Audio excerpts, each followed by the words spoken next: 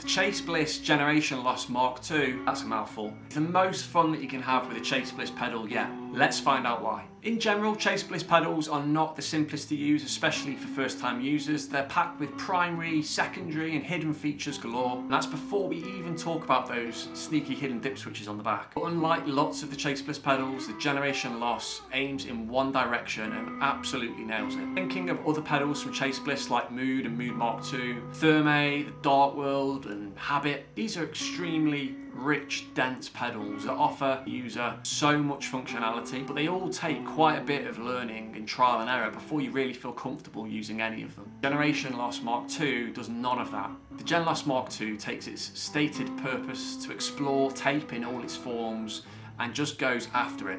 The pedal incorporates the best bits of the original Cooper FX Generation Loss pedals and houses it in nice new packaging with a few extra features. Even a first-time user to Chase Bliss could pick this pedal up and within 10 minutes get some cool sounds out of it, and that, in my opinion, is what makes this the most fun pedal from Chase Bliss so far.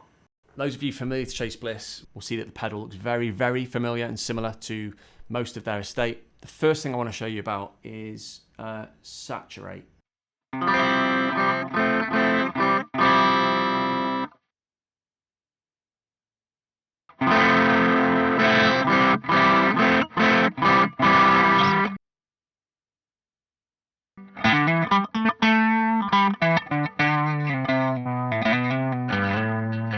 So it's in the pedal to recreate some of that dynamic distortion that you get when you play loud signals into a real tape machine. Genuinely, you could use that as an overdrive pedal. It is that good. What else have we got? We've got wow. So let's put some wow on.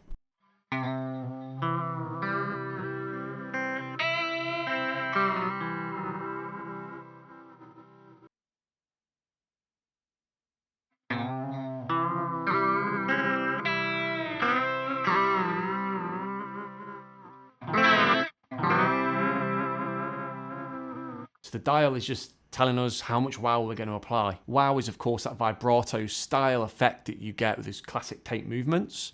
And now let's explore flutter. $100.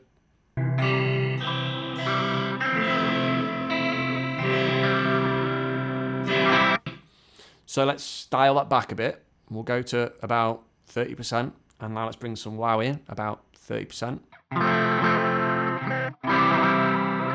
Let's take those back down to 0, and let's go to this dial here, which is our failure dial.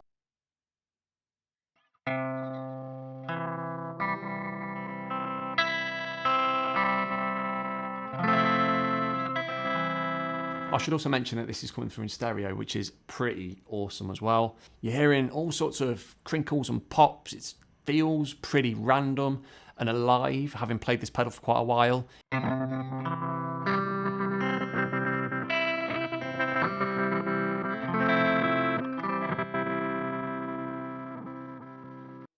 Dial that back and introduce all three. Let's do it one at a time. So we'll start with about 30% of failure.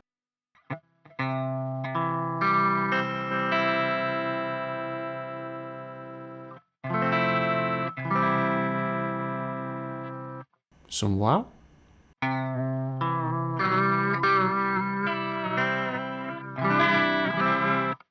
And some flutter.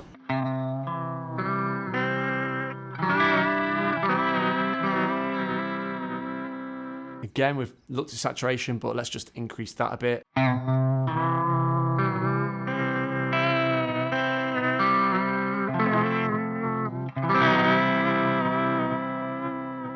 That's 4 of your knobs explained really, really simply. The middle one is just the volume. So if we ramp that all the way.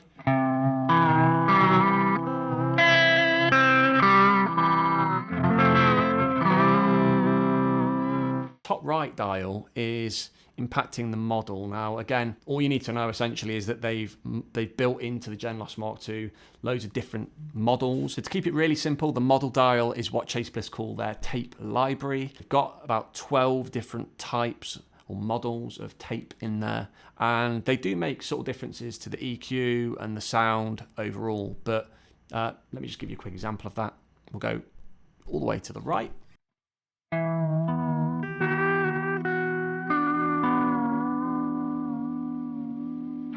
And then we'll go all the way to the left, which I think is emulating an old VHS.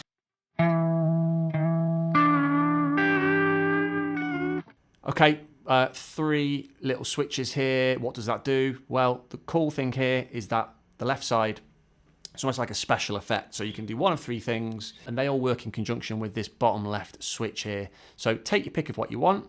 You can either have stop, filter, or failure, and then you hold down the switch to bring that sound about. So we'll start with far left, which is stop. This is a classic tape stop.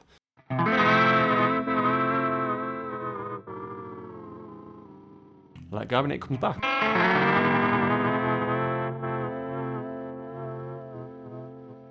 My personal favourite, failure.